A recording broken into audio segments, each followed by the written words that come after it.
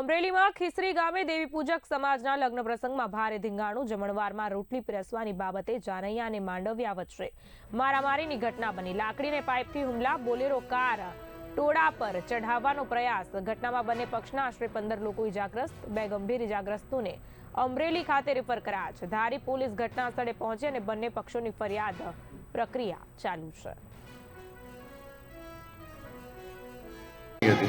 घटना एवं बनी कि जो ना में शाक रोटली वेचता था देता देता तो के बधु जो एम पूछता था कि माणा हजी वाह बाकी है हजी देव तो एम बोले तो बधु एक बधु उतरी गયું मारी तो मैंने मारो तो बधा आधा पड़ा।